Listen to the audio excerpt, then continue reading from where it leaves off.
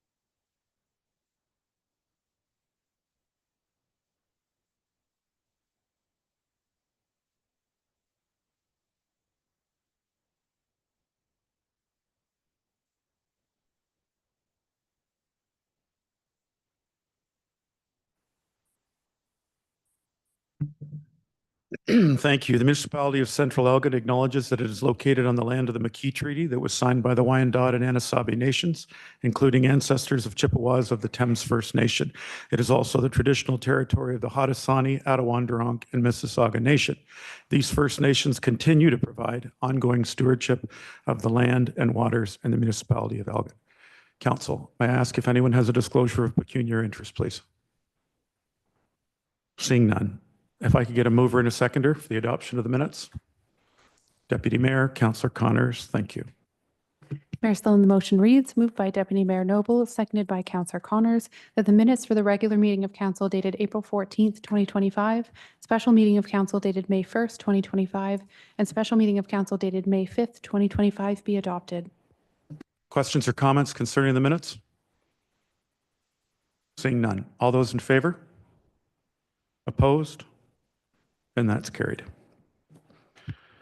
Moving on to our delegations. Our first delegation this evening is from the St. Thomas Elgin General Hospital. We have Karen Davies, the President and CEO of the St. Thomas Elgin General Hospital, who will be speaking about the need for a new facility. Ms. Davies, if I could ask you to come up to the podium and just press the button for the red light and you're all set. Super. Do you have my slides available there?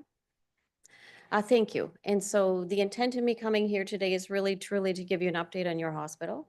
It's the only hospital in Elgin County. I'm not asking for anything. Our intent at the hospital is to get onto a regular cycle where we can come to council at least twice a year to give updates on the hospital, and then also be receptive if you have a need or question for us to come, we'll come and present to you as well. So I'm just going to wait for my slides to get started here. Do you control the advancing?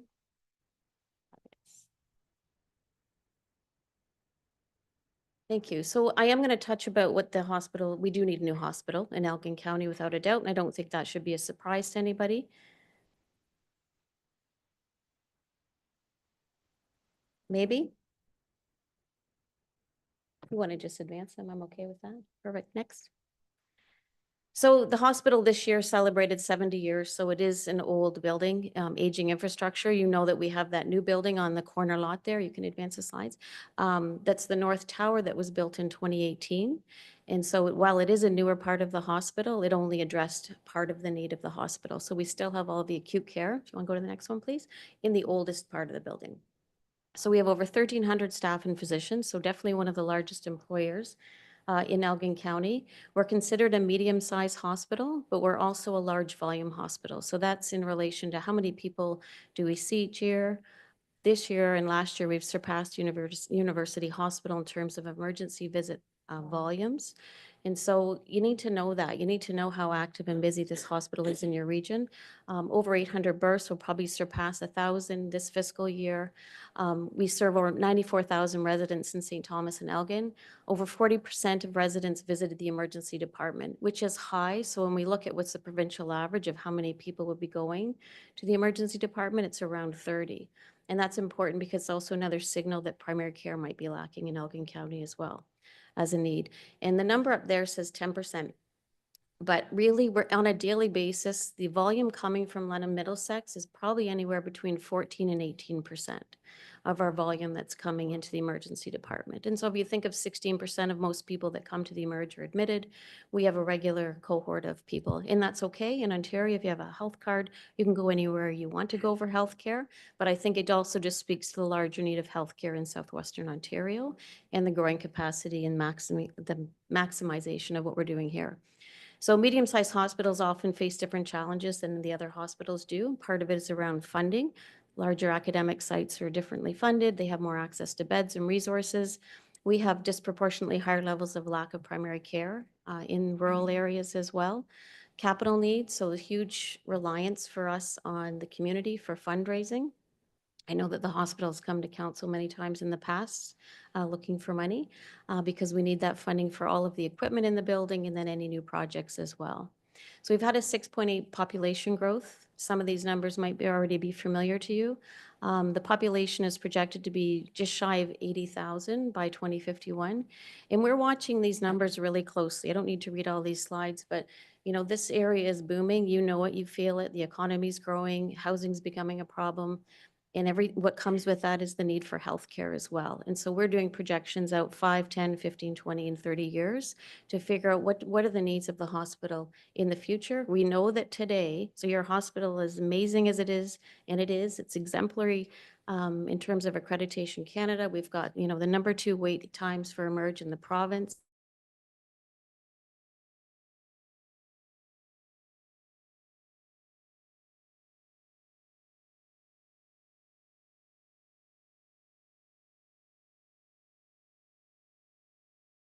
Top 3 always for wait times and emerge. It's how we do things. It's not what we do. It's the way that we do it. But I'm telling you today, we're out of capacity. And we have some critical areas in the hospital, like our pharmacy, for example, that space does not meet current standards of a hospital. It's in the oldest part of the building, so you can think about ventilation in the hood requirements. And so I'm not coming with a new problem. I'm coming to make sure that you're well informed of what the status of the hospital is, the good and the bad of that. So this number already, we're expected to see over 60,000 ED visits this year that we're in now. And I think I did this slide in December. We were to come a little bit earlier, but with the election, we were a little bit delayed till now. A huge increase in substance-related visits to the emergency department, something we're seeing in the community. And our mental health outpatient visits have increased by 50% as well in the last 5 years. The biggest pocket of that growth right now is really in adolescent pediatric mental health. And we work very collaboratively with all of our partners, and pediatric and adolescent mental health is a key focus for us right now as well. Next slide. So it's aging infrastructure, it's the growth, it's also the population demographics. So we all know that we've got a larger population cohort in the boomer category right now.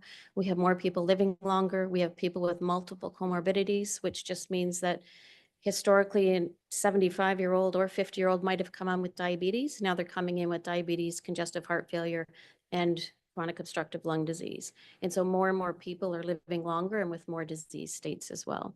And obesity is definitely contributing to some of the health issues in society. Thank you. So we've got millions and millions of dollars in deferred maintenance, and so over $60 million over the next 25 years that we need to just keep the doors open. We have a parking shortage, so if you drive around that area, we're right in the middle of a neighborhood. We have 75 people every day that are parking off site, and so we're renting space from some churches and some empty lots right now, but that's going to continue to escalate as the population requiring healthcare services increases.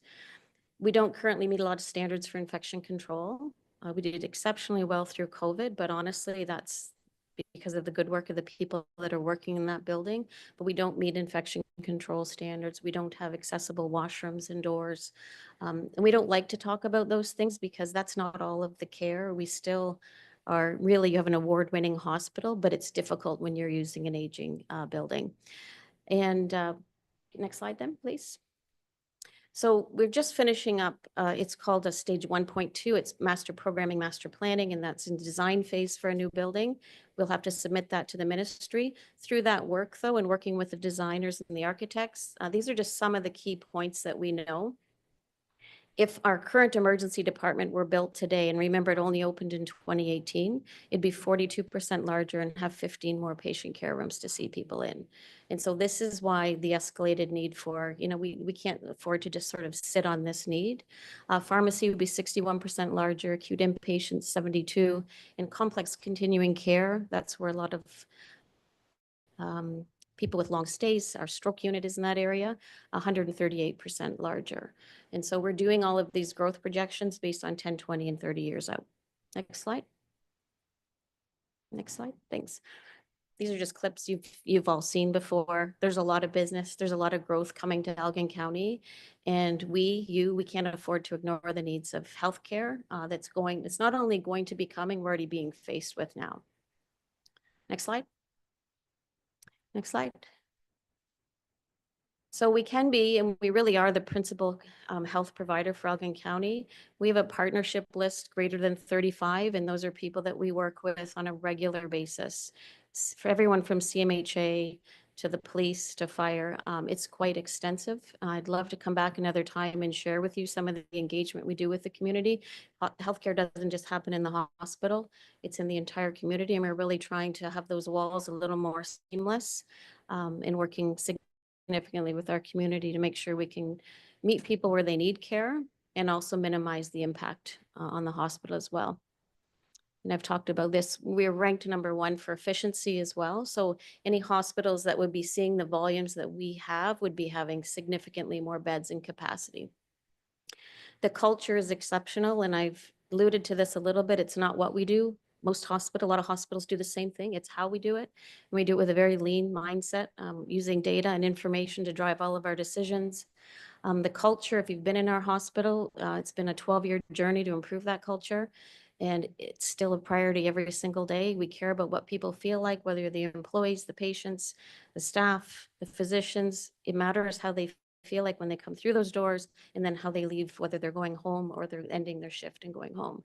So culture is a significant piece for us, and we also believe that culture impacts a lot of other key factors like sick time, quality of care as well. Next slide. This is a quick video, I promise you. I think it's 1 minute long.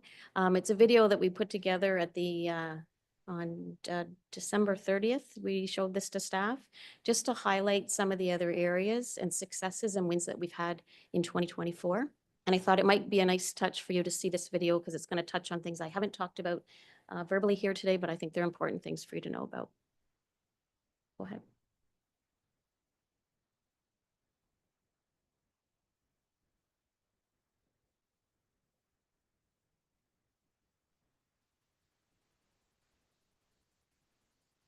And hopefully it works. It's thinking.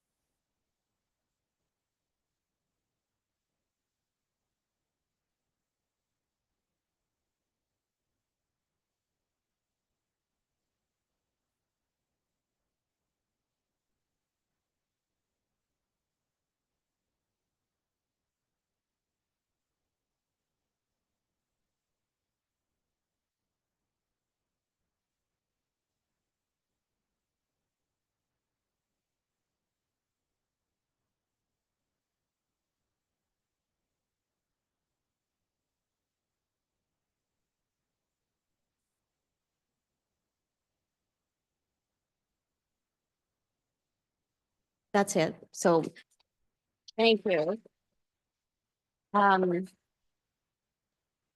Lots there.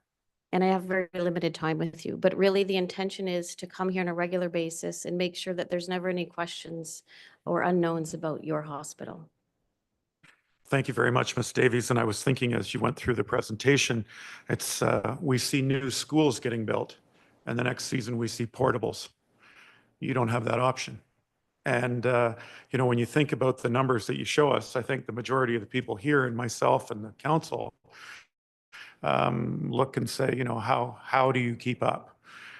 So I realize that there's obviously challenges. You also have a couple of your board here. I see Mr. Ross, Dan Ross, and Chris Phibbs. Now, my friend, Mr. Dale, are you still on the board or did Amy take over? Sorry, on the foundation. Okay, apologies. But we appreciate them and their contribution as well. Let me first ask before I have a couple of questions, but council, any questions for Ms. Davies, please? Councillor Watson. Through you, Mayor, and I don't know if anybody can answer this, but do hospitals pay taxes? Can they, and I got a supplemental to that. Okay, so we'll just take that one through. And Ms. Davies, do you want to respond to that? Yes, including carbon tax. Yeah, go ahead, Norm. So my supplemental is, we're about to be dealing with something in our lands in Central Elgin called the hospital lands. And is that almost foreshadowing to maybe where they could build something new in the future? And I think if they could move just 1.5 miles south, we could damn near call it Central Elgin General Hospital in the future. Thanks. Thanks, Councillor Watson. I'm going to translate. Have you found a location that you're thinking of for your hospital? And for those that are in the gallery, and Councillor Watson makes a good point, we have the lands across the street that Infrastructure Ontario owns. Most of you will have seen the newspaper items last week and on the radio about how we're looking to work with them on that divestiture. So if I may, is location something that's come up? And the second question, which I have, is timeline. Thank you. Sorry, all good questions. So a couple of things here. So to submit the proposal that we have to submit to the capital branch in the process, part of the process to say we need a new hospital, we have to submit 3 options. One option is a brand new greenfield site, and then the other 2 are hybrid, where you would have a greenfield for your acute and complex care stays where it is, and option C is the opposite. So we know how much land we need for a greenfield site, which is 60 acres. But we do not, we can't look at land or even start sourcing that until the capital branch sort of gives us the green light to go to that next stage. So all I can tell you is the amount of land we need. Thank you very much. And if I may, to follow up, what are we looking at for timeline? I know it's not, you know, it's when we talk about the development example of the psych lands, it's going to be 5, 10, 15 years fully built out. When are you looking, would you say would be a fair idea of when a new hospital would come into service? I wish I had a crystal ball right here. I think a lot of what matters right now is support from council, support from our government to escalate this. Traditionally, it takes a long time. So if in June we submit the stage 1.2 proposal, I would expect that throughout the next 12 months, it'll be questions back and forth between capital branch and us about the planning, and then a 3 to 5 year before you even get a go. And so we're trying to make sure people have a really good awareness of what the needs are and that time is not on our side. Understood. Thank you very much. Around the table, around the horseshoe, Deputy Mayor. Through you, Mayor, to Karen. Staffing, is hiring enough staff a challenge at the hospital as well as space? As well as the space. Yeah. I would say, I'll touch lots of wood as I say this, we've been fortunate. We did exceptionally well through COVID in retaining staff and recruiting staff. And again, I attribute a lot of that to our culture. We have a list of people who want to work at STEGH, and for example, in the emergency department, there's a waiting list of physicians to come work there. So I'll say that with a caveat of every area in acute healthcare right now is sort of it's a fragile situation. So whether that's nursing, physician, OT, PT, it's fragile, but we pay attention to it daily. And so far, it's so far so good. Councillor Griffin, please. Thank you. I appreciated that you highlighted the importance of people having regular doctors that they can go to so that they don't have to go to Emerge. It got me wondering too, I feel like as I have watched over the years, especially like on social media for St. Thomas and things like that, I've seen more and more commentary about people having trouble getting walk-in clinic hours, that there's less and less of them, or they have trouble even knowing when those hours are. Um, do you feel like we do have less of them? And what's the relationship there and what can we do that way? So that's a difficult one for me to answer because I think they're all privately run. So they're not attached to the hospital at all. But I think the lack of hours that are available in walk-in clinics is part of the issue of primary care and the access to primary care and having enough primary care physicians and enough that can work 7 days a week, right? Remember, most primary care physicians are still working Monday to Friday. Thank you. Any other questions from the council? With that, a quick shout out to your CPAP department. They're good friends and asking for a friend. But anyway, in seriousness, Ms. Davies, we appreciate you being here. Thank you very much for offering your time up at regular intervals. I think the council, on behalf of the council, we would appreciate that. And on behalf of those that are here this evening, I want to thank you for your presentation. Good. Well, thank you very much. I appreciate the time.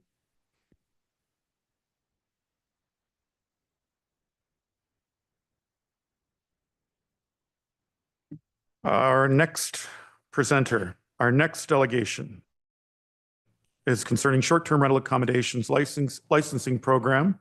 We have a trio. We have Paula Lombardi, who's from Siskinds, our municipal consultant. We have Delany Leitch, who's the deputy clerk, and Curtis Gremonprez, our manager of bylaw, and they're going to speak about the program.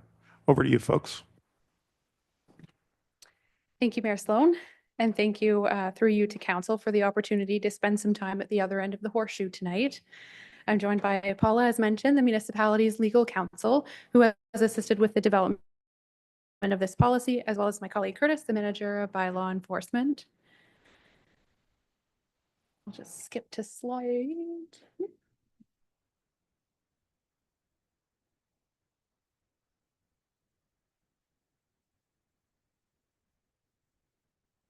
Next slide, please. The purpose of the report before you tonight is to obtain council direction regarding 5 key decision points for licensing and regulating short-term rentals in Central Elgin in preparation of a draft short-term rental accommodations bylaw.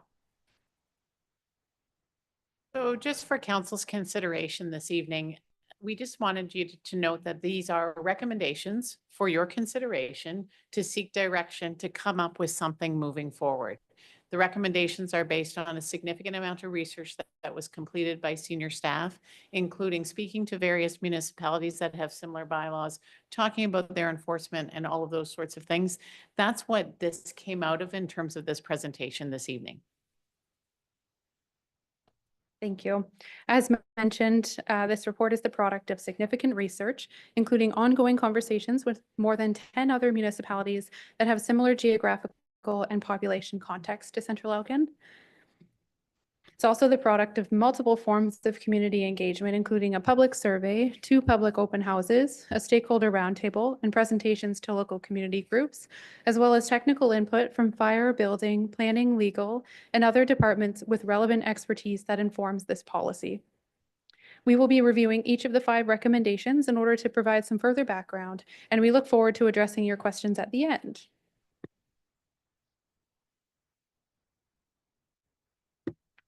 Please. So the first recommendation is that licenses are not restricted to operators who use their primary residence as a short-term rental.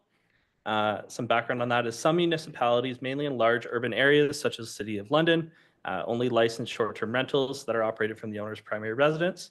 This is usually motivated by concerns regarding housing availability to prevent third parties from buying up limited housing for STR use. Through our community engagement and review of STR listing sites in Central Elgin, it is shown that they are mainly used for tourism in Port Stanley. This research showed that restricting STR licenses to primary owners could have a significant impact on the municipality's STR industry and have secondary impacts to business, tourism, and labor activity.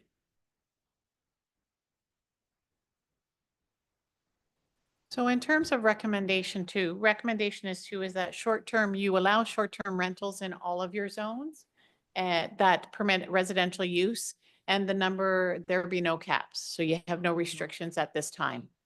And in terms of the purpose for this recommendation, one of them for consideration is this is a licensing bylaw. It is the first licensing bylaw for Central Elgin.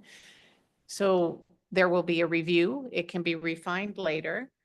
You have numerous bylaws currently now governing your use in terms of you don't have one comprehensive bylaw. There are numerous contexts and settings throughout your municipalities in which you have these STRs operating. In addition, you have to think of the enforcement in terms of the administration and the enforcement and how to best manage any caps or restrictions in addition to what goes into them. So in terms of, and you will hear Curtis speak, who can speak more fulsome on it. In terms of the Bayfield is one that had caps, and there is a recommendation from administration that those caps be removed because they were difficult to enforce and they found that it wasn't working. So that is the sole purpose in terms of a recommendation at this time, while you're just stepping into the licensing of short-term rentals, that there be no caps on them. And then this will flow into, the rationale for this flows into the enforcement mechanism that's being proposed as well. The third recommendation is that licensees are subject to inspections for fire code compliance and written attestations for building code compliance, with the possibility of randomized building inspections for licensed short-term rentals. A key aspect of an STR licensing program is the requirement for operators to adhere to fire and building code requirements for occupant safety.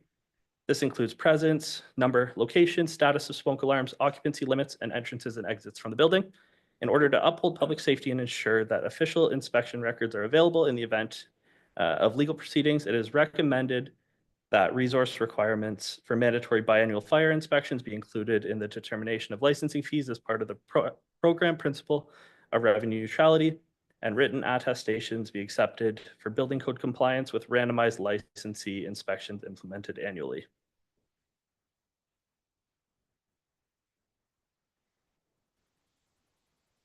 As you'll see on the screen and in the report, recommendation number 4 is that a single license fee be applied to every licensed short-term rental unit. During the community consultation, we heard from smaller scale STR operators who requested consideration for lower license fees for those who commercially rent out units on a casual basis during peak tourism seasons to supplement their income. Other ideas included tier licensing fees depending on factors like the number of units owned by the operator, whether the operator lived on site in Central Elgin or more remotely. After carefully reviewing other municipalities' programs, staff recommend that a single license fee be applied to all STR operators and that licenses be issued on a per unit basis. Of the closest comparable municipalities consulted, so those with tourist destinations balanced with a rural context and within southwestern Ontario, all used a single licensing fee. The only municipality consulted that differentiated their licensing fees is the town of the Blue Mountains, where the fees are tiered according to their zoning. Staff suggests that differentiating fees by scale of operation becomes difficult and resource intensive to verify and enforce. This can be revisited in the future if this approach doesn't reflect our community context, and this area of the program will be closely monitored in the first 3 years of implementation. The fifth recommendation is that enforcement measures be implemented through a notice of violation system.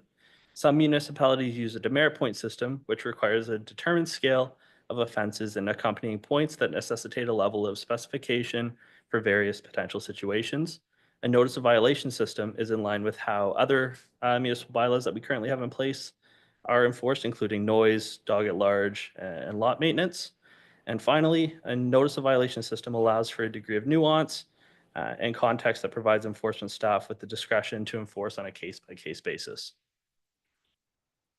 So in terms of, just to jump in on the notice of violations, a lot of thought was put into this in terms of the recommendation on a demerit point system versus notices of violations. And the reason why the notice of violations were the preferred recommendation is because it gives your staff the flexibility they need in terms of enforcement mechanisms.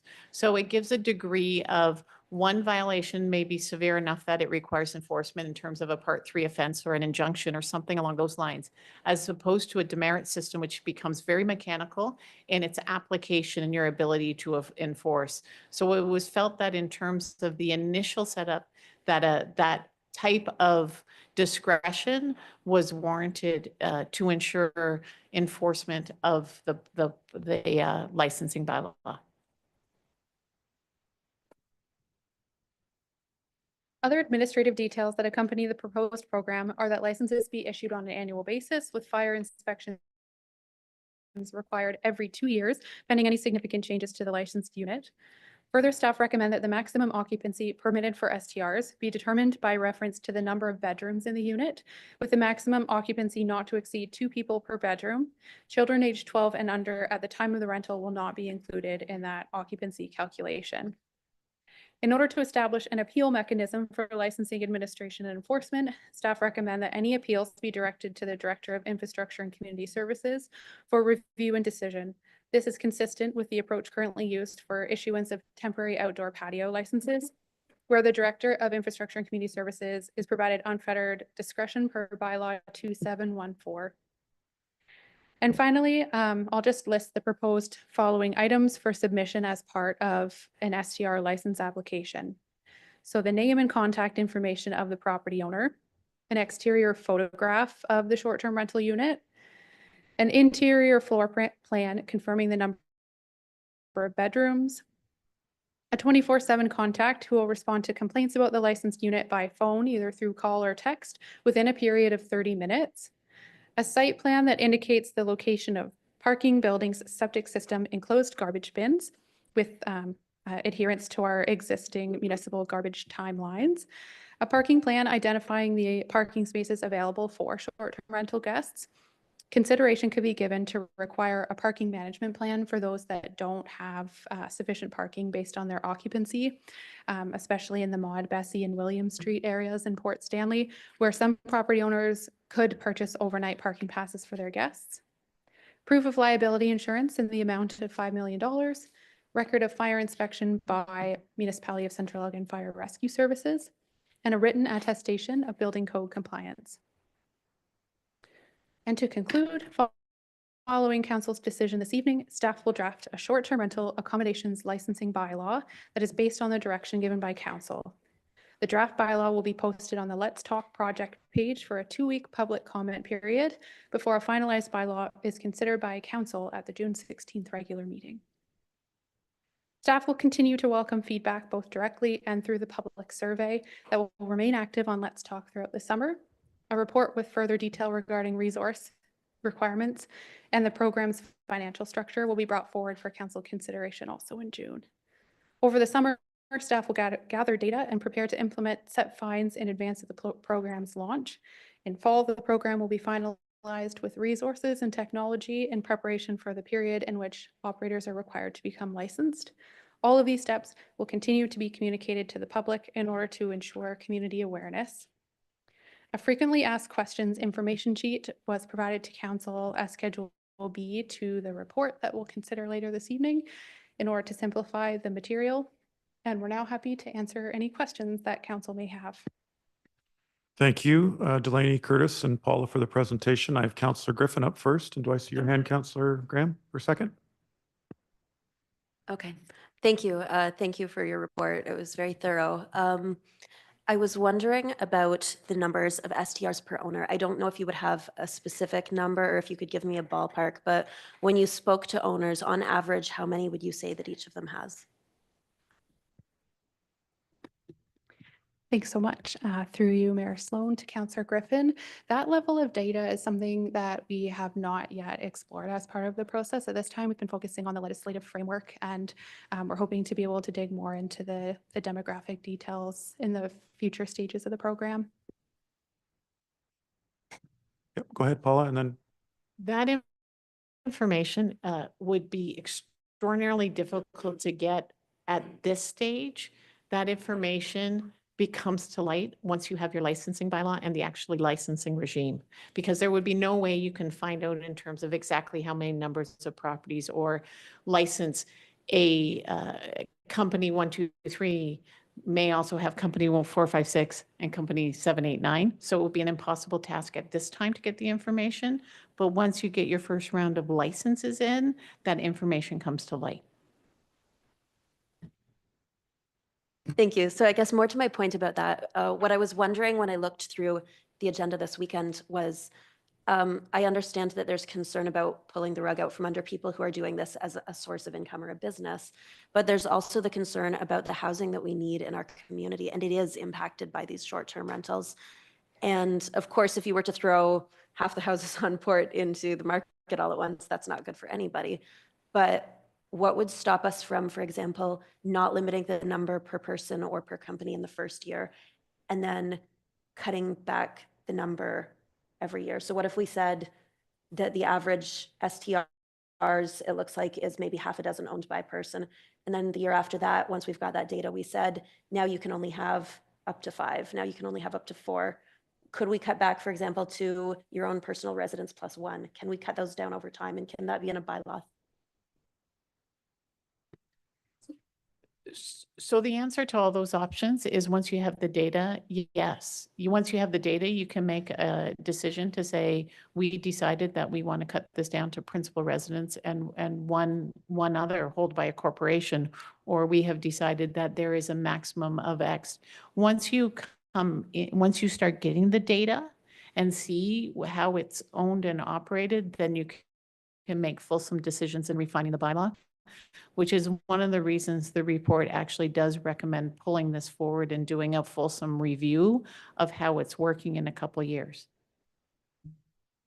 Thank you. And through the mayor, if you'll tolerate it, my other question was about the licensing. I see that you're only looking at a licensing fee and not a tourism tax, but many of the sites that are used for people doing these, like Airbnb, will actually receive your tourism taxes directly if you choose to charge them. And we have so many people that are against things like our parking fees at the beach, and yet we do have so many tourism costs. What made you decide that you didn't think it was worthwhile to collect a tourism tax? I don't quite understand, if I may. So a tourism tax, is that something that you charge people for staying at an Airbnb? Do we currently charge them for staying at inns in Port Stanley? And if we don't, why would we do it on others? I don't quite understand. But we don't currently do it. We don't have, so you're suggesting tourism tax?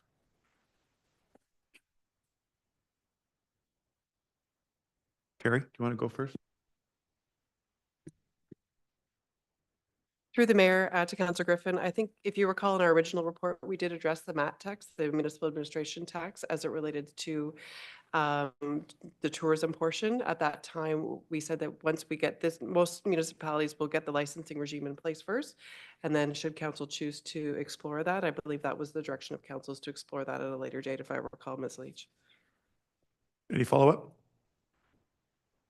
Mayor Sloan, through you to Councillor Griffin, I would just add that as part of that contemplation early on, at this time, staff recommended that the MAT, or municipal accommodation tax, wasn't directly tied to the short-term rentals program. It's a little bit of a separate thing. So it was identified as something that could be pursued in the future in addition to the zoning measures and other items listed.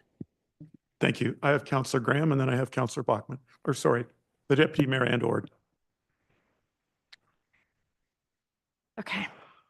Since this came out on Thursday, and prior to this, after the meeting at the arena in Port Stanley, I've had about upwards of 200 people reach out to me with their concerns. I also have very many concerns with these recommendations. So if you'll forgive me, because there were so many issues that I had with these recommendations, I wrote them down. So I'm just going to go through them. So not capping the number of short-term rentals leads to unlimited STR growth and the loss of long-term housing and destabilizes communities. Without caps, investors can convert large numbers of residential units into full-time STRs, effectively removing them from the local housing market. This drives up rents and home prices, particularly in tourist towns like Port Stanley, making it harder for local residents, especially low and mid-income households, to find stable housing. It also leads to neighborhood disruption. A high concentration of transient guests erodes community cohesion, increases issues like noise, trash, security concerns. It leads to a loss of school enrollment and services as more permanent residents are pushed out. Schools lose students, neighborhoods lose the stable populations needed to sustain public services and small businesses.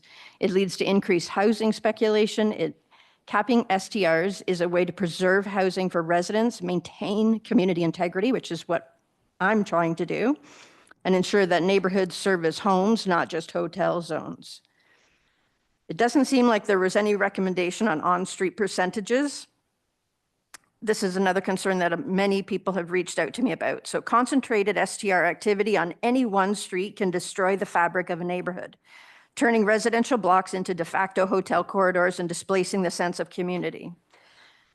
A resident reached out to me and I went down and visited Kokomo. It was like a ghost town because so many of them are now STRs. It's unbelievable what is happening in Kokomo. I do not want that happening anywhere else. Without a street level cap, entire sections of the neighborhood can be dominated by short-term rentals where transient guests outnumber permanent residents. This has several damaging effects: the loss of neighborhood character. Streets filled with STRs lack stable neighbors, making it harder to build relationships, trust, and shared responsibility. Key elements of a healthy community. Quality of life issues. High STR density increases the likelihood of noise, late night disturbances, parking congestion, and property neglect due to absentee landlords. Safety concerns. A revolving door of unfamiliar guests makes it difficult to recognize who belongs in the neighborhood, potentially increasing crime or reducing the effectiveness of community watch efforts. It undermines community resilience. Streets with few permanent residents are less likely to organize for local improvements, support neighborhood schools, join local service clubs, and take part in community initiatives. A percentage-based cap from 10 to 20% ensures that STRs don't dominate any single block, preserving the street's residential function and preventing commercial creeping into the communities.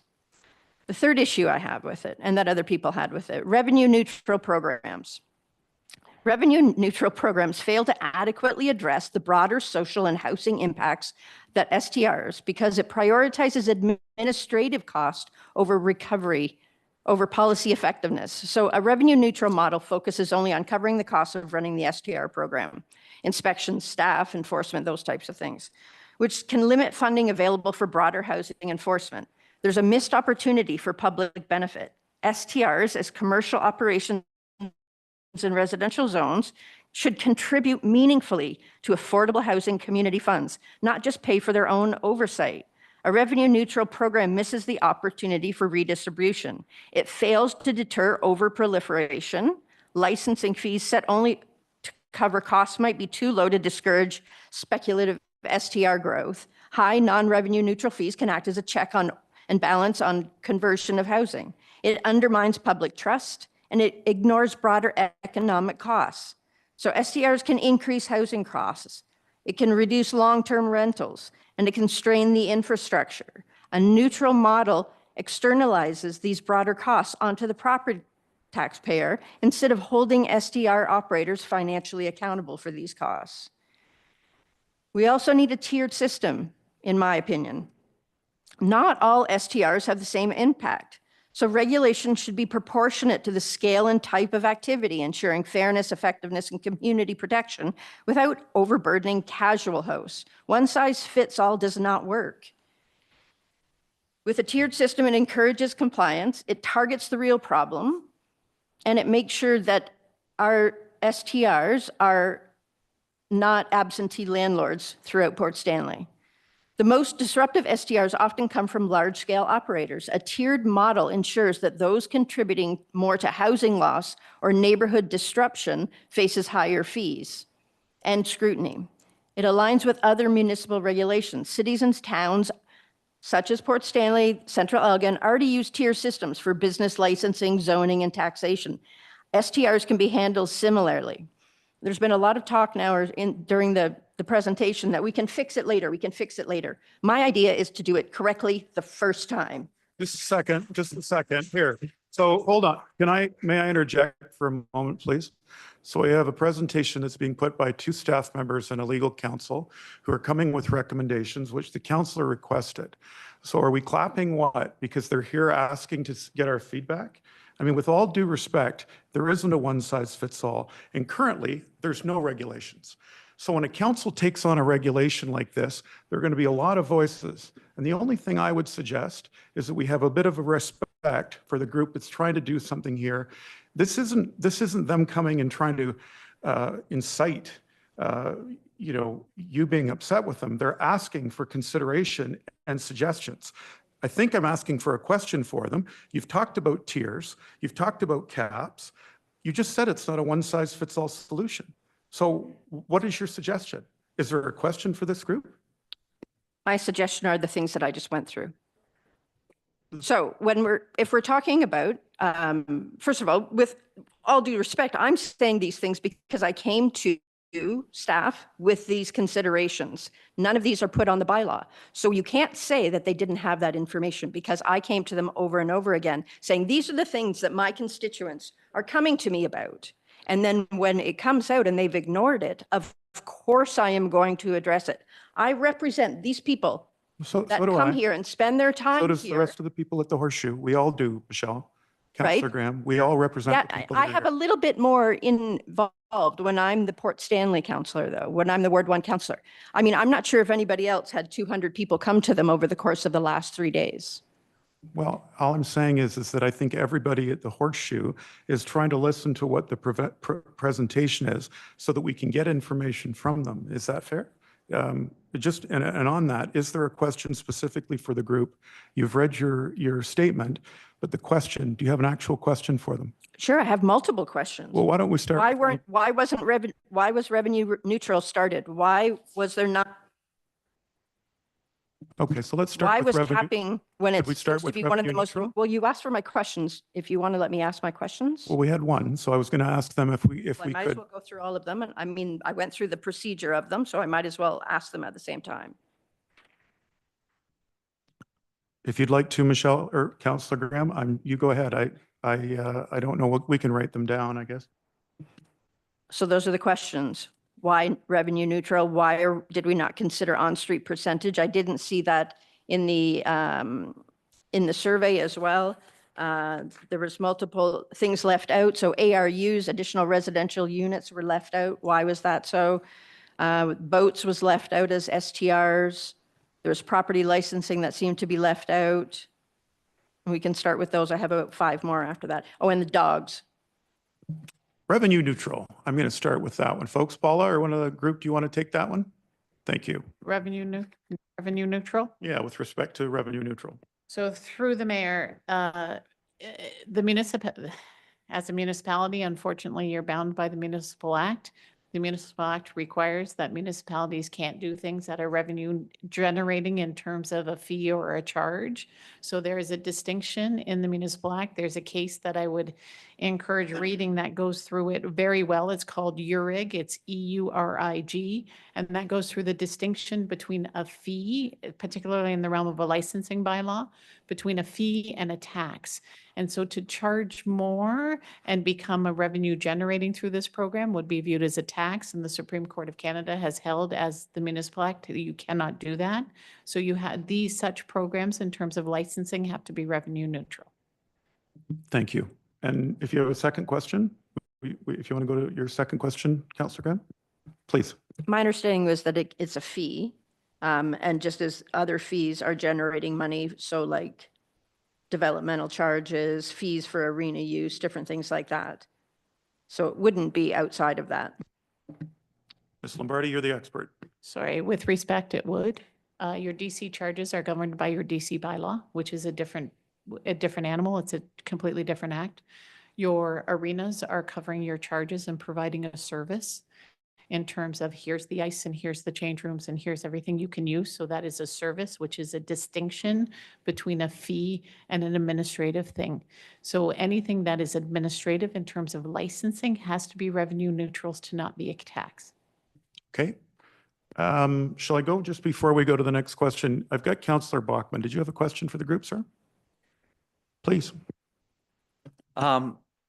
I appreciate Councillor Graham's passion and having, having her live there. She definitely has the background to support her claims. My question is more fact-based. I don't have the passion for this. Mine are, what communities did we use for comparables? And what's the current number estimated? I realize you don't have it until they register. What would you estimate the current number, like 300, 400 short-term rentals in Central Elgin? I can take that. Mayor Sloan, through you to Councillor Bogman. So for the first part of your question, as part of the legislative framework and the program planning, staff consulted with the short-term rental bylaws, policies, approaches from numerous municipalities across Ontario. We met with anyone from London to Guelph and several different municipalities in between. Sort of towards the phase for preparation of this report, we really narrowed that field down to just slightly over 10, between 10 and 15, I'll say. Those were the municipalities I referenced earlier who are closest to Central Elgin in terms of their population and geographical context. So combining the rural and the urban, located in southwestern Ontario, and our closest comparator in terms of the context, the location was Lambton Shores, which has Grand Bend. So we really spent time speaking to staff at Lambton Shores. We reviewed their website very closely and their bylaw very closely. They are also one of the most recent municipalities to implement licensing bylaw of this nature. So it was interesting to get their more updated feedback on how they came to land on their program. And they were very helpful and supportive in sharing all of their information, answering all of our questions. Your second question pertained to the number of short-term rentals in Central Elgin. So as indicated in the previous report that came forward to council with the roadmap for the policy program, an initial review of the listing sites by ourselves from the staff perspective indicated a potential upwards of 1,000 listings just in that cursory look in January. However, since that time, staff have engaged with a company that undertakes reviews in communities to provide that data. It's a company that the municipality already works with, and so we just had an introductory conversation to try and get some more information. And at that time, I believe the date was mid-April. They conducted just an initial scan using their data systems that analyze the listings. They use AI to track any duplicates, and that showed around 300 at that point in time. So I think it's important to consider that initial scan undertaken by staff also, it wasn't as sophisticated in its approach in that if you search Central Elgin in Airbnb, Vrbo, it also includes listings in St. Thomas. Its geographical boundary isn't very robust, and that also would have captured some duplicate listings. So ones that were across various platforms. So the numbers have become a lot more accurate for us, and that's something that we're hoping to confirm to a greater extent as part of the next report for resource requirements. Sir. Through you, Mr. Mayor, thank you very much. Thank you very much, Delany. I thank you and your staff for all the effort you guys are putting into this short-term rental. I realize it takes a lot of research to get through something like this. Two other statements, I guess. One, through AMO and through Roma, it's been an ongoing issue with a lot of municipalities about the short-term rentals. And I've had lunches with a few from the Muskokas to Halliburton area, down even in the Trent system. They all do something different, but they all feel the need for regulating the short-term rentals to be able to control what could be uncontrollable. And as Councillor Graham identified, there are a lot of issues that residents are going to have concerns about. And as she mentioned, there could be 4 or 5 houses in a row that become short-term rentals that are concerning to neighbors. And I get that. And they all had different solutions to those problems. And obviously, I'm not going to identify them all right here. But what they found was the necessary need for short-term rental regulations and fees is for the safety and protection of the residents. the fact that the bylaws, noise bylaws are noise bylaws, whether it's a short-term rental or your neighbor having a party. So those are all enforceable, right? And then those are trackable, and then you can get into regulating those irresponsible short-term rental people that may be absent landlords, Toronto area, whatever, that are just investing. So the vehicles for regulating are there, and I've spoken with Curtis today about that. How would this be controlled? And he outlined that, yeah, you're not outside of the regulations. You still have those laws and bylaws that still have to be enforced, whether it's short-term rental or permanent residence, which I appreciated his insight on. So my last question, and I'll move on to somebody else's. What if someone doesn't register? Good question, folks. It's generally a complaint-driven system. So the goal in doing the registration and the licensing is to come up with everyone, have penalties in place if you don't register, and then it becomes a self-generating complaint-driven system where those people who have licenses, who know of unlicensed ones, are now calling your bylaw enforcement, and you enforce the bylaw and you take appropriate measures. Go ahead, Dave. Just curious, what would those Councillor appropriate Bachman. measures be? Is that a fine, or is it do you put orange tape around their house or something? I don't know. Through the mayor, orange tape through legal means in my world is an injunction. And you literally, you can enjoin them from operating. You can do a Part 3 offense, which has significant fines on a daily basis. You can do all of those things depending on the severity. Thank you. Thanks, Councillor Bachman. Deputy Mayor. Through Mayor. So the bylaw, when we're looking at this, is for the whole municipality, but for most of the focus, it is on Port Stanley. And we all know Port Stanley is it's very community driven, but it's also got the beach, it's got the community side. Lots of people say one side is Margaritaville and the other side is Mayberry. And so when our experts here in front of us spent the time they spent on putting this whole thing together, I totally realized this is a starting point. We have to start somewhere, and then finding where the median and where the fairness on all sides is a balancing act. And I really appreciate the effort that you guys put into this, and I appreciate the community coming out and talking to it. Andrew and I, like many of us, we attended a lot of the events that brought the community out to this, and I agree that it's something that's needed, but we also have to have a starting point, and we have to find out what's fair, and that will take a little bit of time, and I think that's what you spoke to, Paula, like it'd be like a 2-year kind of figuring out what's what, and I want to thank you for bringing this report forward. Thank you. Thank you. Any other questions or comments for the group? As Deputy Mayor says, and Councillor Bachman, we appreciate your time. Thanks for the presentation. And a reminder, right now, it's still the Wild West. I wanted to say, though, although Port Stanley will get perhaps the lion's share of short-term rentals, we do have, with the expected build of things like the PowerCo Volkswagen facility, they were saying that the first piece that goes into PowerCo is going to have 700 people come in from outside. And that will be throughout St. Thomas, throughout this municipality and others, because people are renting out rooms in their houses and people are doing this. So it's not a one size fits all, and appreciate it, and stay tuned. We'll look forward to this as the Deputy Mayor says, as it continues, but thank you for your presentation very much. Thank you very much. I'll give you some time to come back, Delany.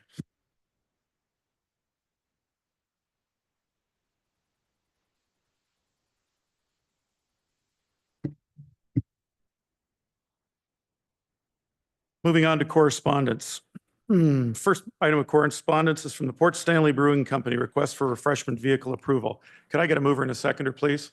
Deputy Mayor, Councillor Watson, thank you.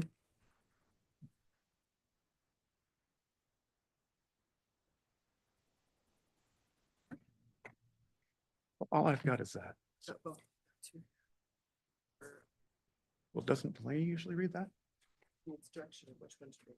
Okay, so I got a mover and a seconder. Now it's up for discussion, so I have to give, what do you want me to do?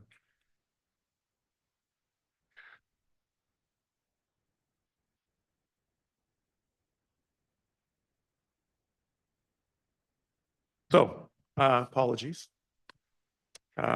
We have request for refreshment vehicle approval. I have a mover and a seconder. That or authorization for a refreshment vehicle at 191 Carlo Road be granted, subject to the submission of a 2025 refreshment vehicle license application and the applicable fee, or that authorization for a refreshment vehicle at 191 Carlo Road be denied.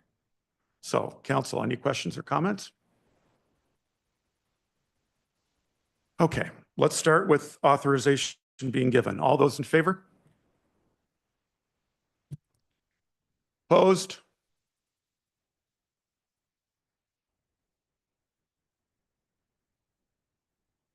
Deputy Mayor and Councillor. Okay, all those in favor? Opposed? And that's carried. Thank you. SE 1225, Special Events Application, South Dorchester Home and School Association Touch a Truck event. Mover and a seconder, please. Deputy Mayor, Councillor Connors. Mayor Sloan, the motion reads, moved by Deputy Mayor Noble, seconded by Councillor Connors, that the special events permit for the South Dorchester Home and School Association Touch a Truck event to be held on Saturday, May 31st, 2025, from approximately 9:30 a.m. to 2 o'clock p.m. be approved subject to the conditions as outlined. Questions or comments? Seeing none. All those in favor? Opposed? And that's carried. SE 1325, Special Events Application, Lake Erie Beach Wrestling Tournament. Mover and a seconder, please. Deputy Mayor, Councillor Watson, thank you. Mayor Sloan, the motion reads, moved by Deputy Mayor Noble, seconded by Councillor Watson, that the special events permit for the Lake Erie Beach Wrestling Tournament to be held on Saturday, July 19th, 2025, from approximately 7 o'clock a.m. to 6 o'clock p.m. be approved subject to the conditions as outlined. Questions or comments? Councillor Graham. With regards to the tents, as tents affect the beachgoers that are there normally, and our normal guideline is that the tents have to go at the back. Was there a decision made or a request for where all these tents would be and where this would be located? Someone from Special Events want to take that? Deputy Mayor. Through Mayor, I'm not the expert on this, but I was sitting, I do chair that special events committee. The tents, I believe everything is the same as it was last year. And they're not large tents. They're not, yeah, I like they're not a large tent. They're probably not any larger than some people bring to the beach just for the day. Councillor Graham. And sorry, my question was, where is it located? Where are they setting up? And what's the amount of space that's needed? Who else is on the committee for special events? Can I get a show of hands? Who have I got? Mr. Brooks, Councillor Bachman, and Deputy Mayor. Okay, does anyone else have any intel? Jeff? The final location is yet to be approved. However, I believe last year the event took place southwest of GT's on the west side of the beach. So that's where I would anticipate that this event will take place. I don't think it takes up a large area of the beach. Thanks, Mr. Brooks. All those in favor? Opposed? And that's carried. SC 1425, 2025 Belmont Canada Day Celebration. Mover and a seconder. Councillor Bachman, Councillor Griffin. Thank you.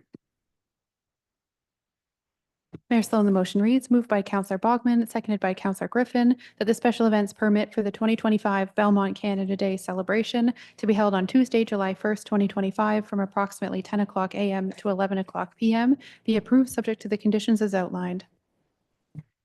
Any questions or comments? Seeing none. All those in favor? Opposed? And that's carried. Are we to? Received from information, we have a letter from Susan Jacobs, who is, I believe, in the gallery this evening, about fireworks during May. You had a discussion with the group. Did you want to mention it, Deputy Mayor? Through Mayor, I did. I had a couple of conversations with key people in the community that were passionate about protecting the animals and whatnot. And after talking to staff, we realized where the bylaw sits on this whole event. And the bylaw is the fireworks only happen on the day of the holiday. And they're to be done by 11 p.m., I believe. I think Curtis is here. Curtis and I talked about this. He may be able to speak to it a little bit more, but what my conversations were was we would put out comms, and we have put out comms on this to facilitate the bylaw, like to make it so that everybody knows what the bylaw is, and to also, what's my word? Police it, not police it, but to enforce the bylaw, I guess is what I mean to say. So with the key people, they were happy with that going forward for Okay. this year. Do you want to speak to it quickly? And I think Councillor Griffin has a question. Thanks, Mr. Gremonprez. Sure. Through you, Mr. Mayor. Just one small correction. It's actually till midnight on that day. The bylaw doesn't specify a time, so they just have to end on the day before it switches to the following day after Victoria Day. Thank you, sir. Thank you, through you. It is good to know that it's limited to one day, but at the same time, when the information that we received about this was specifically that this month is critical and vital to animals, and the request was to change so that we don't have any days allowed. I mean, it might only be one day, but if we get people all over the community on every farm road and down in Port and everywhere doing their neighborhood fireworks, it may not matter that it's only one day. It may still kill an awful lot of wildlife, and it may still cause a great deal of harm. So if we know that to be the case, even if it is only one day, what would be the trouble of going back and taking that one day out of it and making it something we can do for other holidays? So I think we're just going to move on the fireworks in May, which was the letter we received. So I think it's particular to this. Did you want to say something, Councillor Graham? I see your hand up. I did. With regards to it being one day, I think we've had that bylaw since 1998. It's always been one day. In my 54 years in Port Stanley, it has always been more than one day of fireworks. So I don't think that's an accurate overview of what actually happens in Port in May. Thank you. I'm going to get a mover and a seconder for the accepting the information from Ms. Jacobs in the letter. Can I get a mover and a seconder? Deputy Mayor, Deputy Connors. No, sorry, Councillor Connors. Thank you. Mayor Sloan, the motion reads, moved by Deputy Mayor Noble, seconded by Councillor Connors, that correspondence item number 1 be received for information. All those in favor? Opposed? And that's carried. Thank you. Report, Chief Administrative Officer, CAO 25, short-term rental accommodations. Can I get a mover and a seconder, please? Deputy Mayor and Councillor Bachman. Thank you.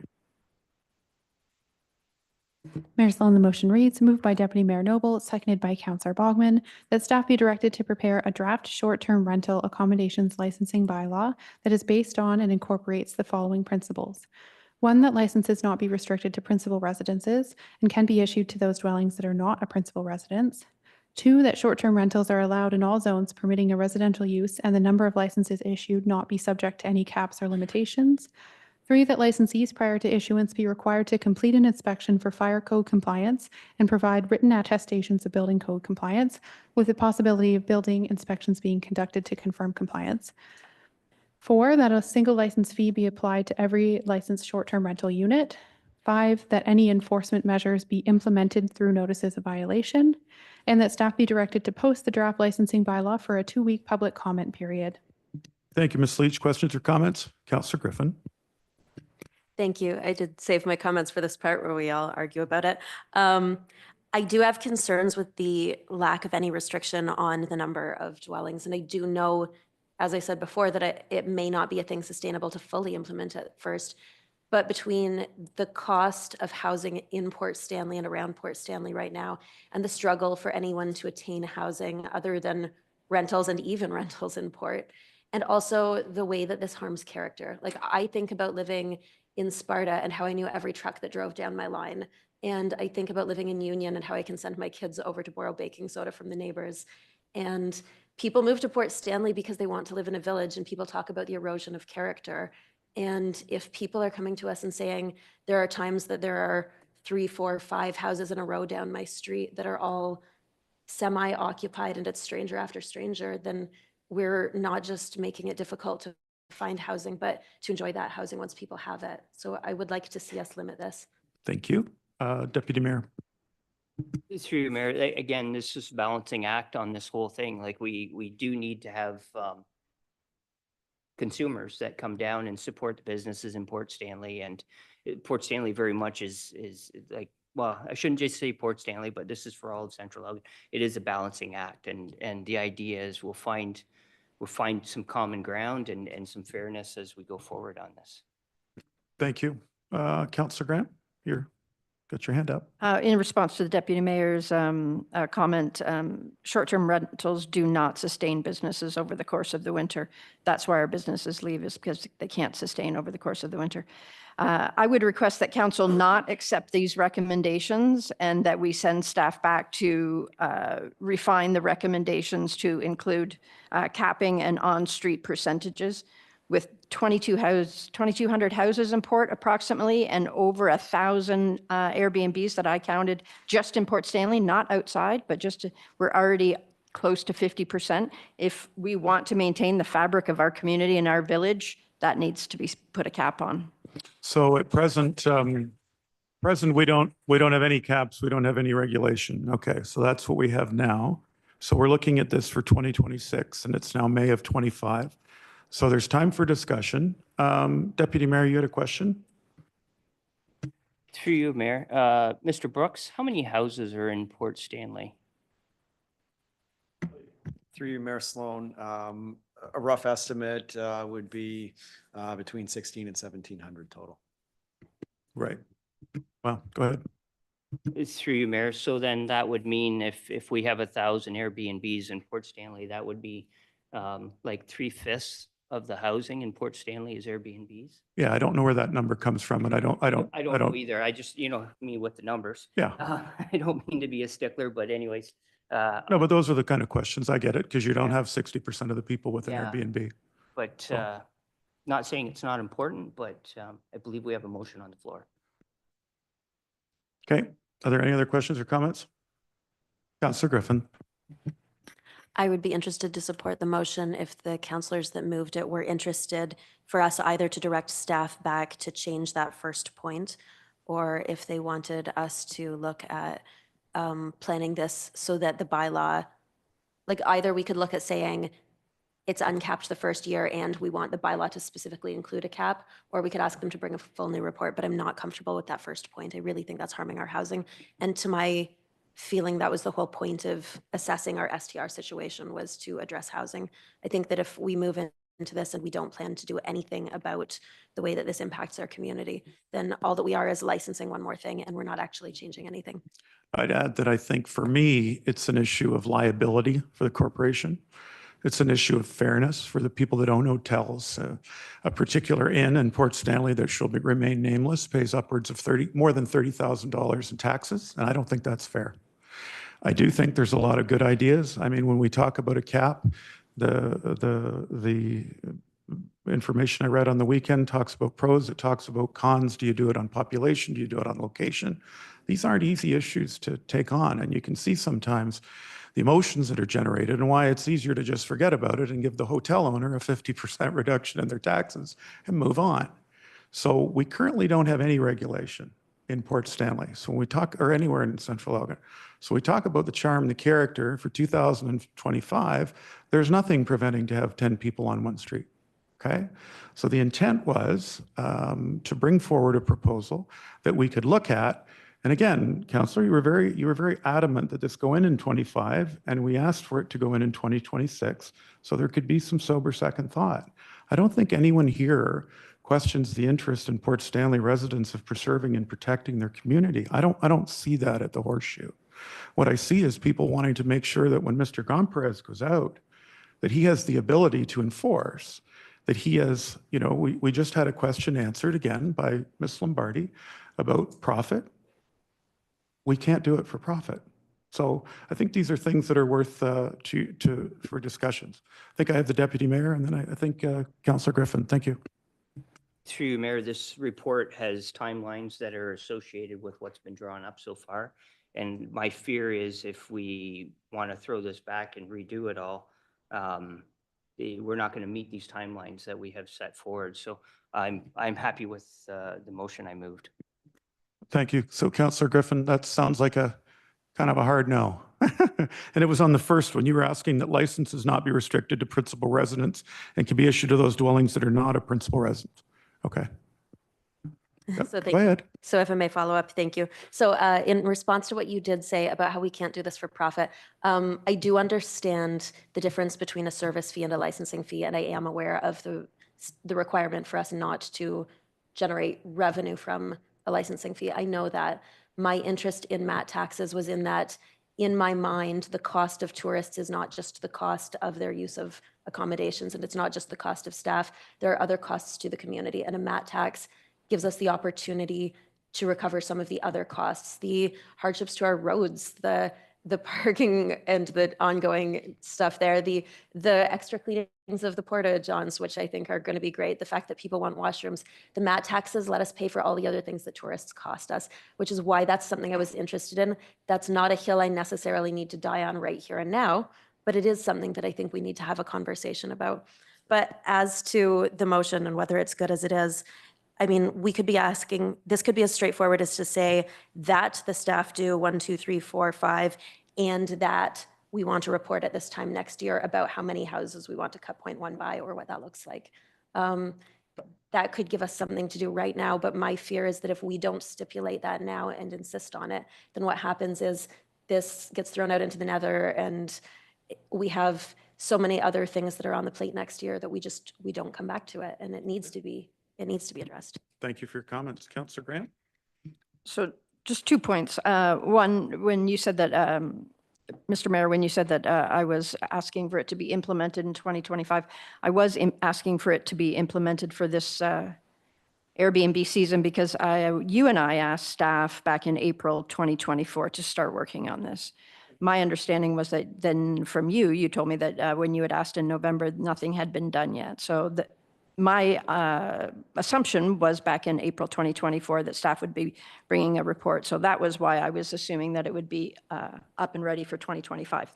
If we're talking about this bylaw, we're currently about to pass a bylaw. What I'm saying is, why would we pass a bylaw that is going to be ineffective for what the community needs and wants when we can go back, have staff, I'm not asking them to completely redo it because we're talking about caps and on-street percentages as the primaries.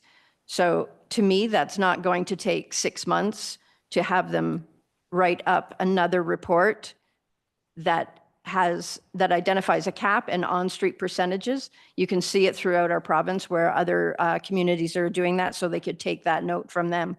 So again, it won't delay it for another season. That's not coming into effect until 2026 season anyway. Thank you. Any other questions or comments from council?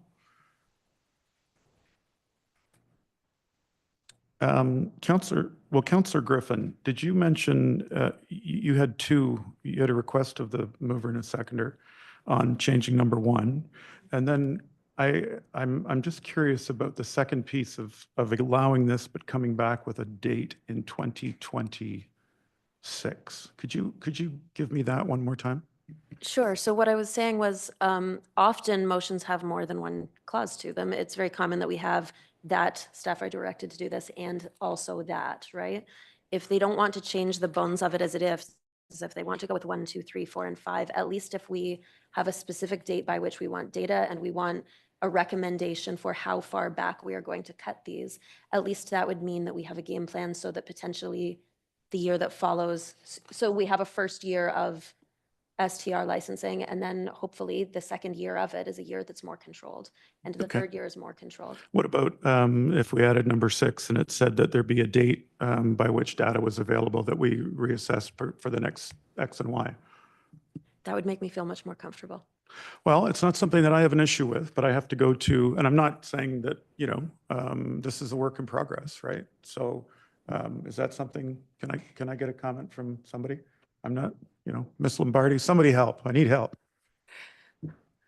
Through the mayor to yourself, I can advise procedurally. So if this is something council would like to consider, an amendment would be required. In number 6. Yeah, to add, no, sir, because it's in the possession of council. It does require an amendment that would that would require a vote, and then it would be the main motion as amended. Please note as well, I just want to make a mention that this is clearly direction on developing a bylaw. So another report will come back in June with some recommendations after some public consultation. So again, this is not, you're not finalizing the bylaw today. It's just giving some policy direction for staff to create the bylaw for your consideration in June. Okay, thanks for that clarification. Sorry, Ms. Lombardi, do you want to take a swing here? Yeah, thanks.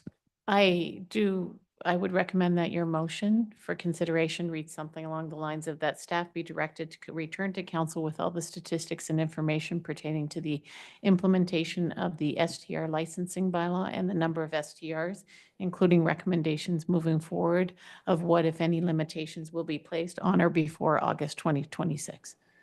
And I put August because I think you need the summer in order to get a full assessment. Maybe it's later, maybe it is October 2026. Okay, is that fair? Ms. Hurd, are you okay with that? Amendments? Okay. Councillor Graham, you've got your hand up. Go ahead, please. This still doesn't address, I mean, if we're making an amendment, we might as well amend it so that it addresses the lack of caps and the lack of on-street percentages, and that it serves the community. So I would request that we have it so that there is a cap that is instituted and on-street percentage caps that are instituted as well. Okay, I'm not sure that there's that support. Is there anyone that wishes to, if we were to have an amendment, that would be interested in that? Councillor, do you want to go, Deputy Mayor, you've got the floor. Mayor Sloan, I got a question about the time frame for Councillor Griffin. Because Paula Lombardi explained that, but the part I don't understand is, does that push this whole thing back to August of 2026 for implementation? It just asks for information by August of 2026? Gotcha. Councillor Connors or Councillor Bachman, you want to help me out here, weigh in on what you think we should do next, folks? Well, moving forward, I like to stay with the recommendations simply for fact finding. I understand Councillor Graham's passion, and having spoken to a few people that have gone through this, and they did mention cap space and stuff like that. They cautioned me on it. They didn't tell me not to do it. They cautioned me on it, saying it becomes a source of right now, how do you enforce that? Right now, how do you put those in place? And you may be creating an issue that doesn't exist based on the numbers we don't have. If that makes sense to you at all. And I know you got the Kokomo issue right now and with that, but I'm saying in general, until we can get some firm statistics saying, suppose there was a street that had 60%, and I'm just saying there's 20 houses and you've got 8 that are short-term rentals, and that's 40%, and we only want 30. Well, that gives us the data to do that. As opposed to finding out, as opposed to putting something in place and not having that statistical data to back it up. Okay, so it sounds like we're back to the original. Councillor Connors, please. Thank you. Through you, Mayor. Yes, I tend to agree with Councillor Bachman. The policy is a work in progress.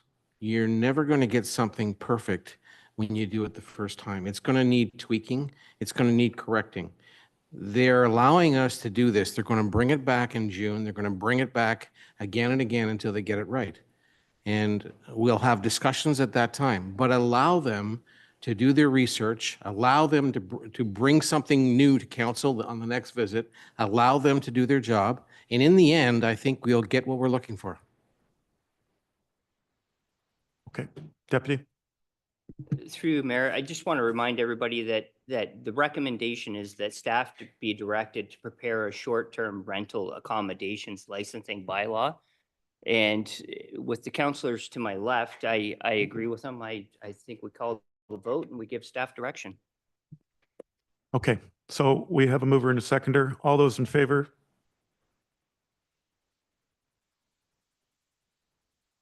Opposed? And that carries. Thank you. We look forward to your report back, and thanks again for the information. Okay, Director of Infrastructure and Community Services, ICS 2825 Belmont Well 2, pitless adapter replacement. Mover and a seconder, please. Deputy Mayor, Councillor Bachman, thank you.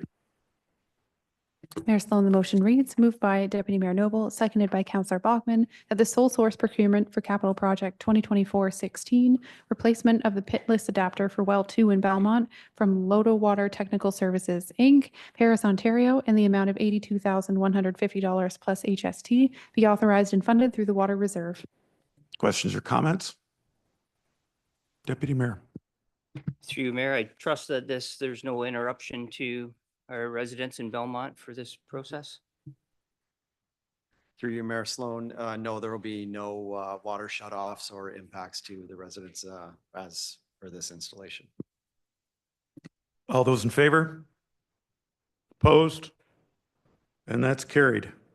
ICS 2925, the request for tenders, roadside grass cutting. Deputy Mayor and Councillor Watson, mover and a seconder, thank you. Mayor Sloan, the motion reads, moved by Deputy Mayor Noble, seconded by Councillor Watson, that the tender from D&D Commercial Property Maintenance for 2025-6 roadside grass cutting in the amount of $38,320 plus HST be accepted. Questions or comments? All those in favor? Opposed? Carried.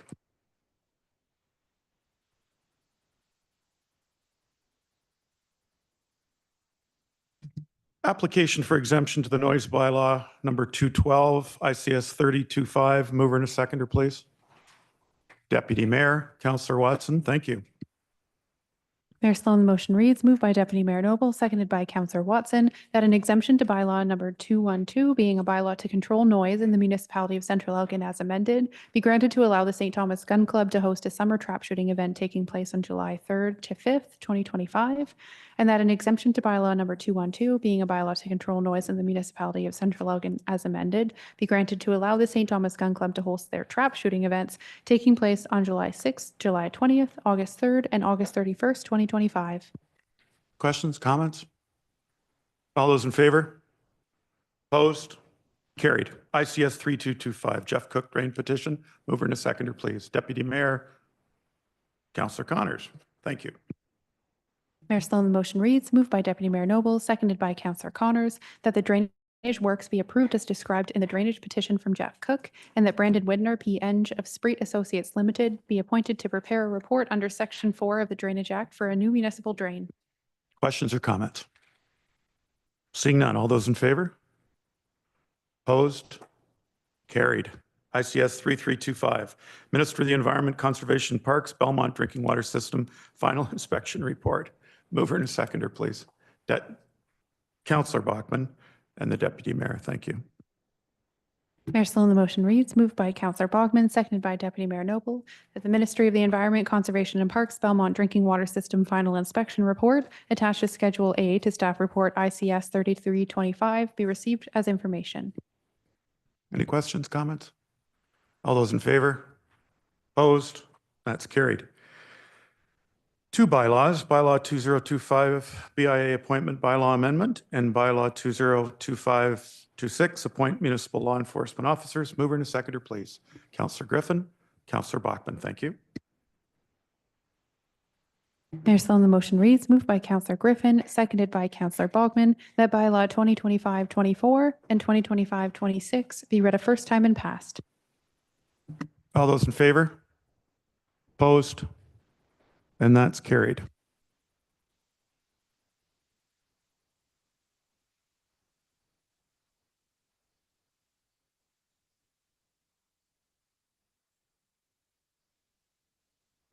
Notices of motion. Number one, a motion against the expansion of strong mayor powers. Councillor Graham. Go ahead. Thank you. Through you, Mr. Mayor. I think if I could retitle with this one, I would be calling it the better late than never motion. But we attempted to bring this last meeting and there was a decision made not to receive it at that time. I know that that means we've moved past the window that was given to us by the province to comment, But if Mr. Flack's statements are anything to go by, it sounds like he's overwhelmed enough that I'm willing to believe he may not yet have read all the commentary. So I think that it's possible that we can still get something to him and have our opinions understood about this. And I hope that those opinions will be that this is not practical for our community. Okay, now I need a mover. Do I have a mover and a seconder? I do? Oh, I have a mover and a seconder because there's no motion. So we had the meeting in Port Stanley and we had Minister Flack there. You were able to speak to him? You were. Okay, what did you find from that? What were his thoughts?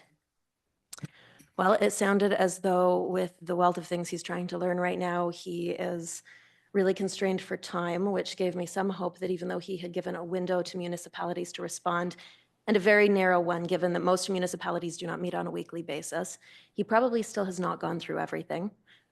He did acknowledge that there had been quite a bit of commentary received, although he did tell me as well that a certain number of mayors had reached out to him privately to say that the communications of their councils as a whole were not the same as their own personal opinions.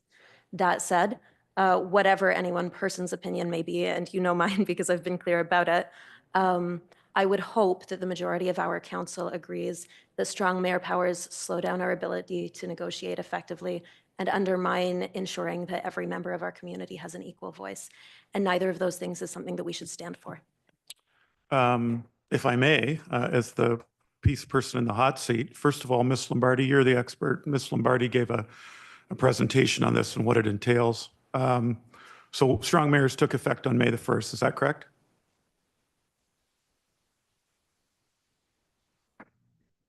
Yes. Okay, and just to follow up, I need to use strong mayors to not take strong mayors on the two areas where I cannot take it, correct?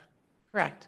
Okay, so I guess my question is, if we have 216 communities in the province, right, that have strong mayors and don't have any way in the legislation to not accept it, we have to use it if we were to give, if I was to say give, just going to finish up one quick sec here. If I was to say give Ms. Hurd the administrative power for handling, or sorry, the, what's the word, the authority? Delegation of power to handle the administration. I would do that by signing a document, and that document would be made public through the deputy clerk. It wouldn't come to the council. So even to do that, I would have to do that using strong mayors, correct? That is correct.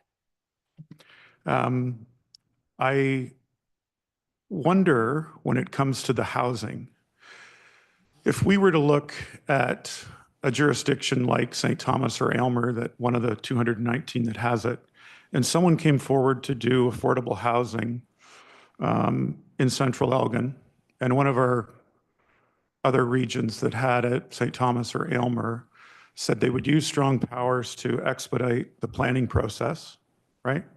Can you explain what that would look like?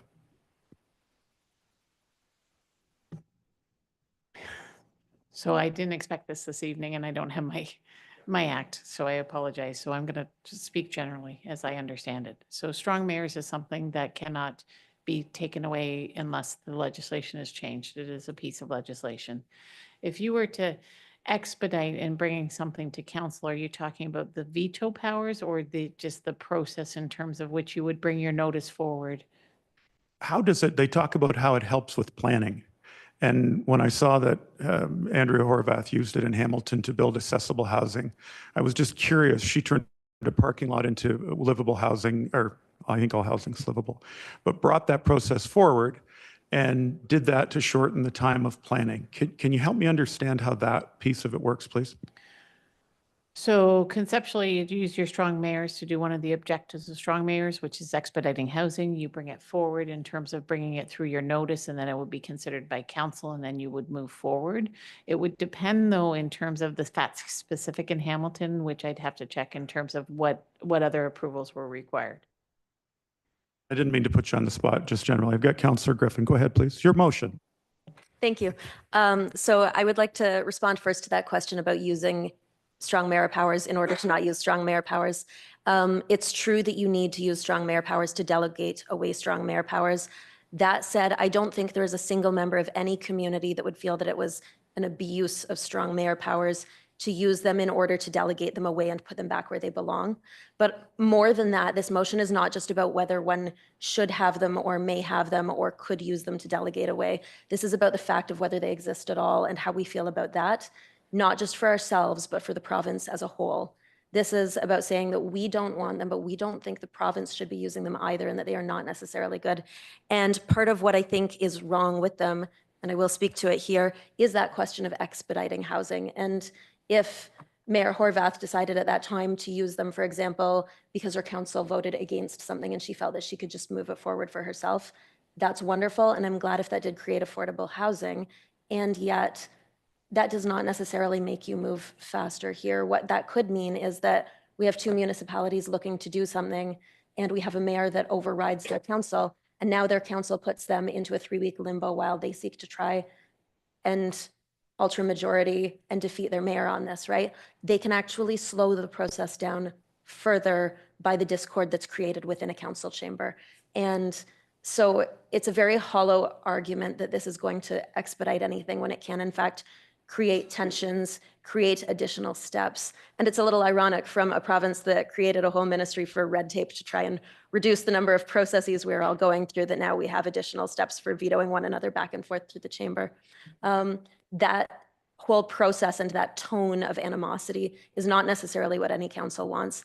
And we do need every member that was voted for by their community to be here with a voice, to have that voice. Councillor Graham? Councillor Graham, did you want to speak to this? Yeah, through you, Mr. Mayor, to you, Mr. Mayor. Your question about, basing our council decision on other councils if they're going to use it is very concerning to me. I mean,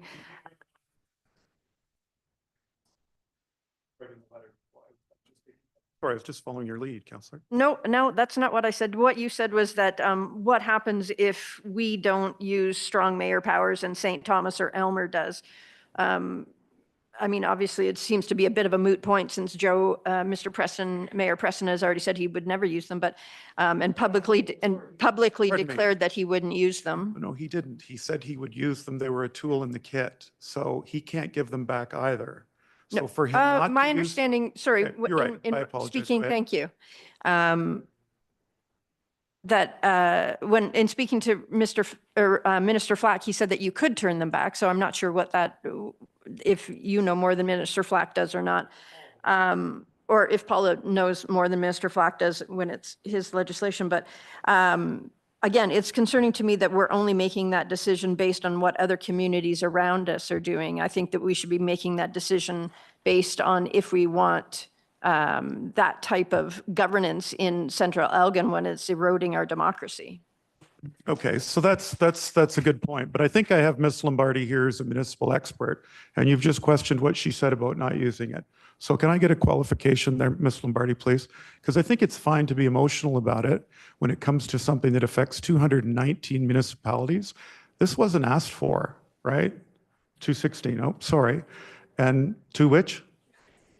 269. So it's not like we had our hand up asking for strong mayor powers, but I do think we deserve to have the facts. Ms. Lombardi on refusing. Thank you. In terms of refusing to use the power? Yeah. So you just, the councillor has just said that I said that Mayor Preston, who talked about it being a tool in the toolbox, that the councillor was just saying that he said he was going to refuse it, and that Minister Flack told, was it, do you want to just confirm Minister Flack said it could be refused? Councillor Graham? Yes, that is what Minister Flack said. He said, why doesn't our council, or why don't you just return the powers back to council and to the CAO? Okay. Ms. Lombardi? Through the mayor, there's two different questions based on the legislation. One is, can you refuse to exercise the strong mayor powers? The answer is no. That is clear in the legislation. The second issue is, can you delegate some of those powers in terms of back to council or your CAO? Some of those powers can be delegated. Some of those powers cannot. So if you look at the presentation that was given, it had the chart of the 4 powers in terms of what could be delegated and what could not. What could not be delegated is expressly listed in the legislation. And you cannot delegate because the legislation requires that it's vested with the strong mayor. Very good. Councillor Bachman, please. I just want to, I guess, expand this a little more. There are major issues, democratic issues I have with this legislation. But to you, Mr. Mayor, it's not against you. This is against the actual legislation itself. And even though you're the one we seem to be directing our concerns with and a little bit of emotion with, it honestly, I have no problems with you as the mayor. I have issues with this legislation that is giving every mayor veto powers over decisions that council would have voted for. And that's the issue. And whether you vote against it or not, whether you exercise veto, that's all going to come down to your own moral issues. But with us and the democratic issues, I see this as, hey, we got the vote 4-3. And how many times has that happened in our council? Might have. Right? Where it was just like, nah, no, I don't think so. Boom, it's over with. And it's like, what happened to the majority? What happened to us discussing issues and negotiating and compromising to a point where it may not be you? Okay, it could be in any other community in the province where somebody comes in with some self-serving interest. And I'm always a person that thinks of worst case scenario. And even though it may not be you, somebody say, yeah, I'm going to do it my way, and just walk away. And it's done. And we're sitting here with our hands open going, please, sir, may I have some more? I mean, this is it. And as far as that legislation goes, I am dead set against the legislation. It's not so much yourself. And I appreciate that, Councillor Bachman, because I know it's not about me. I do feel I wear it a little bit, and we've tried for 2.5 years, not always successfully, to keep this round table, this horseshoe, if you will, working. And there, as you say, have been animated discussions. And, you know, this is the Democratic group that was elected. The morning it happened, when I called Ms. Hurd, I thought she was going to, she thought I was kidding about strong mayors. I never thought we'd get it. I thought our St. Thomas was larger. And I appreciate that it's not just for this office, or sorry, it's not just for me. And, you know, it's for the next person and the person after that. So I appreciate that. And that's good of you to say thank you. Deputy Mayor, did you want to speak? Through you, Mayor, I believe this council's done some really good stuff over the last almost 3 years, I guess we are, close to 3 years. Anyways, after Paula came out last week and explained all this strong mayor stuff to us, I didn't really see where all the fear was coming from, because it's very well laid out, this law that the province has handed down, this power that the province has handed down. It's very well laid out as to what it can do and what it can't do. And I honestly feel like there's a lot of fear based on it. And the people I've talked to, they don't have any fear of it. They watched the video from last week. They got a good comprehension of it from Paula Lombardi, our legal counsel.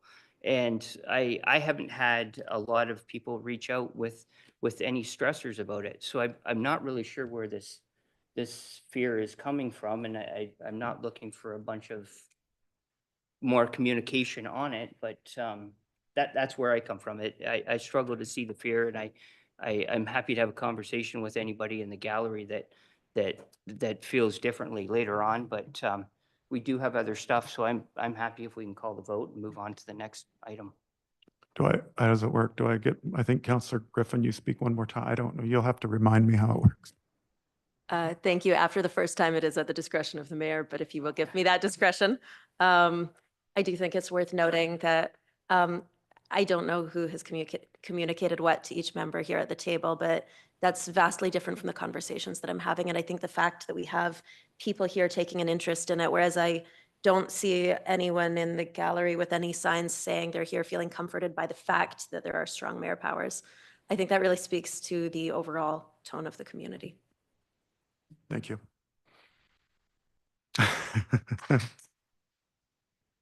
All right. I got to move her into sector. For Beavers, do you have?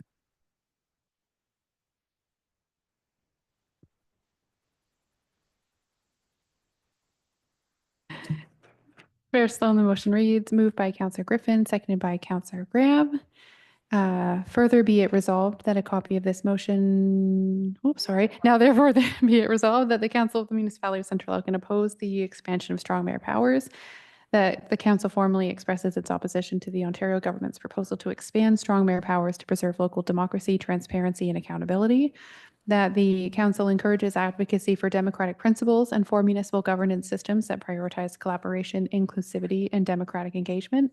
And further be it resolved that a copy of this motion be forwarded to the Ontario Premier, the Minister of Municipal Affairs and Housing, all Ontario municipalities, as well as the Association of Municipalities of Ontario for further action.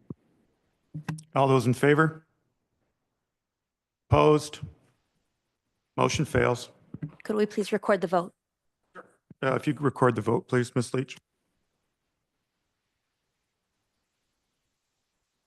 Councillor Graham, Yes. Councillor Griffin, Yes.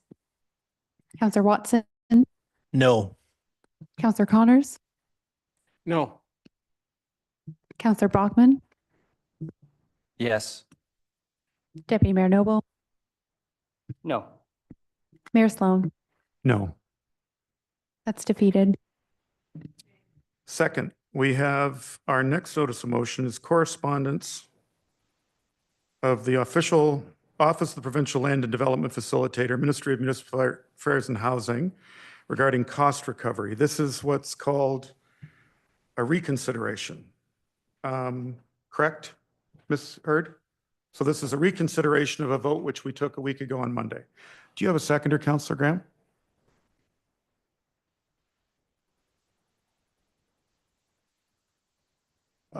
Could you tell me the procedure, please? Sure, thank you, Your Worship. In accordance with the procedural bylaw, a motion, see if I get this right, a motion to reconsider requires a majority vote of council to reconsider a decision that you made at the previous meeting. The motion to even before you are permitted to actually reconsider the motion requires a majority of council to say, yes, we want to open the discussion again. Okay, and there was some. Oh, sorry, yes, my verbiage, apologies. Please. And so the debate in regards to the reconsideration, whether you want to hear the motion again, must be subject to whether you want to reconsider or not. It's not the debate about the actual topic. It's just whether you want to address the motion again. Okay, so there's no debate. The only debate is if you want to reconsider it again. Okay. That is correct. Okay, so we have a mover and you're going to second, Councillor Griffin? Okay, do you want to speak to it, Councillor Graham? Sorry. Through you, Mayor, I have a question though. This motion that we're looking to relook at, that whole conversation happened and closed. So did it not? Sorry, through the mayor to yourself. No, there was an open report as it related to the update to the project that was open voted on in open session. That we did have a closed session meeting in regard to some items, but the motion that we are reconsidering is the one that was passed in open session. Okay, thank you. Deputy? Through you, I just need a little bit of more confirmation, because if we're going to have a conversation about that whole process, that whole conversation about that leading up to that vote was enclosed, was it not? So if we're going to rescind it, talk about it, will not need to go. So we're in a procedural state right now where council needs to decide whether they want to reconsider the motion or not. If the answer is yes, then we will decide, then council will decide if they want to go to open or closed session. Ironically, our legal counsel, Mary Ellen Bench, is here for another item later, and I've just sent her a note and she's available for conversation as well, should council choose to reconsider. Does it, sorry, thanks, Ms. Hurd. Thanks, Deputy Mayor. Do you want to give us your ideas here, Councillor Graham, or what would you prefer? Well, I'm not sure. I think that we need to discuss it in closed, because I'm not sure that there's what we can say or what we can't say related to it. And I don't see any reason why we couldn't discuss it in closed, I guess is the issue. We're going into closed session anyway, right away. So why not move it into closed session so that if anything that is said came from closed session, we wouldn't be outside of our agreement not to talk about issues that have been talked about in closed. Okay, so would we move this to the end of the agenda after closed, or what would we do procedurally? So again, council needs to decide whether they want to open the discussion or not. Then council needs to decide if they'd like to go into closed session under what, there's only specific areas of the municipal act that you're able to go into closed session. So I'd need to understand why we'll be going to closed session. Council need to vote on that, and then you would have a motion. The motion that is on the included with the agenda today is in open session. And so again, not understanding the content of the debate, we would have to have that discussion. Okay. Okay. All those in favor of reopening? Opposed? Motion fails. Thank you. We're now going into closed session. Is that correct? I don't see anything else here in open session. Okay, so we're going to take a 5-minute recess and then we'll go into closed session. Thank you very much for coming out.